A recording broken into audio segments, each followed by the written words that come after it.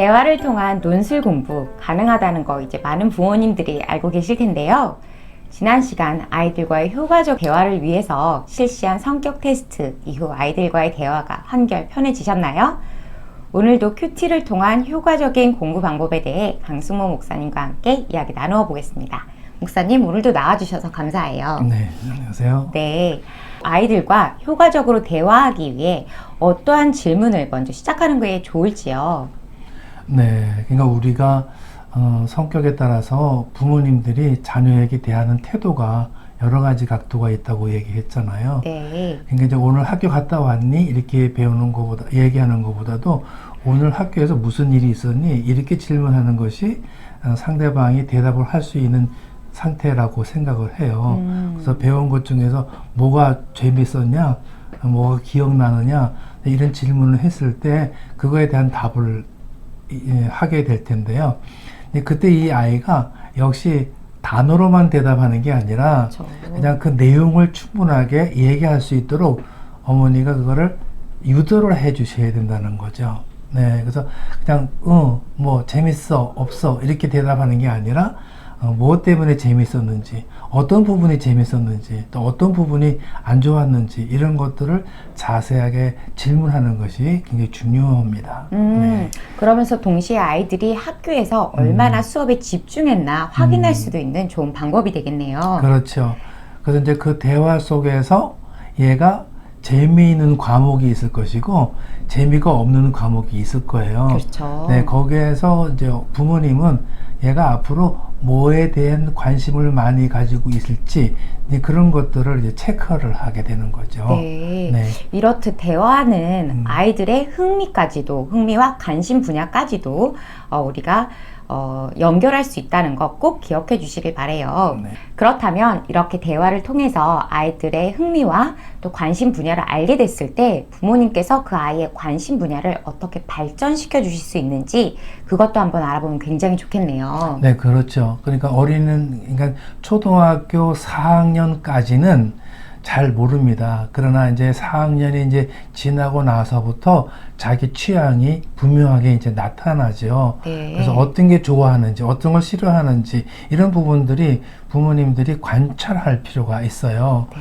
그래서 물론 이제 그 전에 이 아이가 인성에 대해서 어떤지 그 정서 같은 부분들이 상당히 중요한데 부모님들은 그런 부분에 대해서 별로 신경 쓰지 않아요. 그렇죠. 왜냐하면 성장하는 과정 속에서 이 아이가 자존감에 대한 확신을 가지고 있어야 될 텐데 이 자존감이 없다면 자기가 앞으로 뭐 해야 될지도 잘 모르는 경우가 생기는 거예요.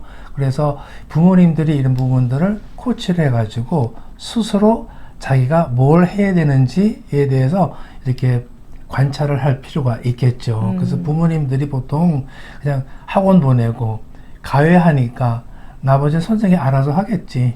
이렇게 맡겨두는 것은 큰 잘못이라고 생각을 해요. 그래서 이런 부분들이 꼭 부모님들이 마무리를 지어서 잘 했는지 못했는지 또 어떤 결과를 얻게 됐는지 그래서 부모가 아는 것보다도 이 아이가 스스로 알아갈 수 있게끔 유도하는 대화 이것이 굉장히 중요하다고 생각합니다. 네.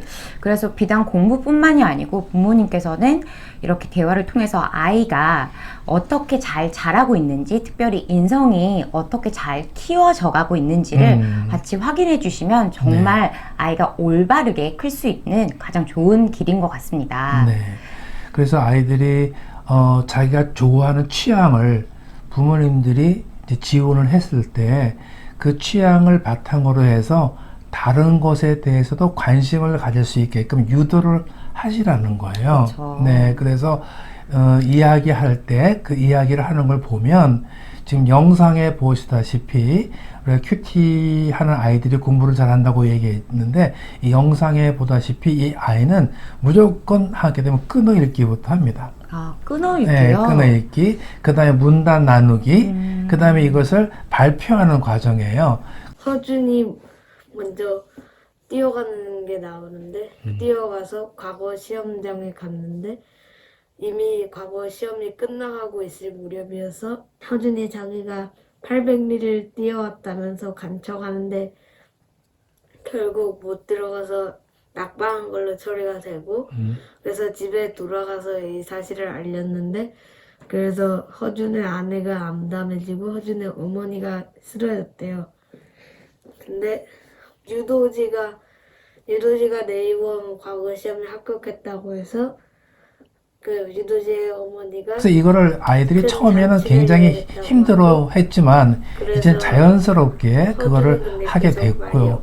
또 두 번째는 그걸 통해서 수학을 하게 되는데 수학도 역시 논술형으로 대답을 한다는 거예요. 굉장히 신기하네요. 네, 그래서 이제 서술형 문제를 이제 이해를 하고, 그다음에 이 문제를 풀어가는 과정 속에서 어떤 단계를 거쳐서 어떻게 풀어가는지를 이 아이가 정확하게 이야기를 할 수가 있다는 거죠. 네. 네, 그래서 혼자서 문제를 푸는 것이 아니라 이것을 공유를 해서 부모님들이 어떻게 풀었는지 한번 이렇게 들어보는 것도 굉장히 필요하고, 이 먼저 꼭 각불이 몇 각불인지를 구해야 되겠죠. 그리고 이 문제에서 요구하는 것을 알려면 독해력도 필요한데 그리고 이 꼭지점과 면과 모서리를 구할 수 있는 공식도 필요한데 먼저 이 답을 구하려면은 일단 그 몇 각불인지를 구할 때 그 밑면의 변의 수를 네모라고 하면은 이 각불의 꼭지점과 모서리는 각불에서 꼭지점을 구하려면 밑면의 변의 수 더하기 1이고 그리고 모서리의 수를 구하려면 밑면의 수 곱하기 2인데 이걸 식으로 만들면은 그때 만족스러울 때는 충분하게 보답을 하시라는 거예요. 칭찬을 해주시든지 또는 격려를 해주시든지 또 뭐 요즘 잘 하는 것 중 놀래주는 거. 와. 네, 칭찬보다는 놀래줌으로 인해서 네. 아이에게 이렇게 사기를 충전시켜주는 역할을 한다는 거죠. 그렇죠. 아이가 또 잘 자라려면 그만큼 부모님의 리액션이 중요하다는 거죠. 네, 그렇습니다. 네, 지금 이제 그 영상에서 보셨다시피 이제 그룹으로 우리가 이제 진행을 한 경험이 있었는데 여기에 보게 되면 어머니가 아예 한 사람 한 사람에게 어떻게 지도를 하고 어떤 결과를 나오는지를 어머니가 직접 한번 체크를 할 수가 있는 거예요. 네, 그래서 여기서 끊어 읽기를 했을 때 부모님이 얘가 바르게 끊어 읽기를 하는지, 그 다음에 이걸 문단 나누는데 문단을 제대로 나누고 있는지, 그 다음에 이거를 발표를 했을 때 과연 정확하게 발표를 할 수 있는지, 이런 부분에 대해서 이제 어머니가 체크를 하는 거예요. 근데 여태까지 얘기도 안 해보고 안 해봤던 애들이 대답을 할 때 그 대답하는 모습을 보고 부모님들이 스스로 놀란다는 거예요. 아, 우리 애가 이런 면이 있었구나. 예, 이게 감춰져 있던 것들을 이렇게 활짝 펼쳐 놓으니까 그걸 보고 어머니가 뭔가 보람을 느끼는 그런 느낌을 이제 갖게 된다는 거죠. 네. 이번에 큐티 세미나를 통해 끊어읽기 부분이 정말 많이 도움이 됐고요. 성경을 읽으면서 그냥 이해를 안 하고 그냥 스쳐 지나갔던 부분들을 끊어읽기 덕분에 더 정확하게 이해할 수 있게 되었고 그리고 아이들을 하는 부분에 있어서 그냥 본인이 큐티하게 두는 게 아니라 엄마가 어떤 부분을 알려주고 어떤 부분을 함께 해야 되는지를 좀 알게 된 것 같습니다. 아이들과 함께 큐티하고 성경 말씀을 정확하게 나눌 수 있게 알려주셔서 감사하고 그리고 다른 동화책을 읽을 때도 이렇게 끊어서 읽게 되면 아이들이 얼마만큼 정확하게 더 알게 되고 인지하게 되는지를 좀 더 배운 것 같습니다. 네, 지금 이제 성경 구절을 보여드릴 텐데 일단 먼저 한번 그냥 읽게 한번 해보세요. 그리고 난 다음에 이제 육가 원칙대로 누가 무엇을 언제 어떻게 왜 하는 거를 중심으로 해서 한번 끊어 놓게 한번 해보세요. 예, 그리고 난 다음에 그것을 천천히 이제 끊게 합니다. 그 다음에 두 번째 질문은 뭐냐면 기억나는 단어를 먼저 이야기하게 하세요. 그래서 몇 개의 단어가 떠오르는지 잘 모를 겁니다. 처음엔 좀 몇 개 안 될 거예요. 한 번 더 시키세요. 그리고 두 번째 생각나는 단어를 다시 한번 이야기하게 합니다. 네, 그러고 난 다음에 다시 한번 읽게 하세요. 그때는 끊어 읽기 할 때 이 아이는 뭘 기억할까요?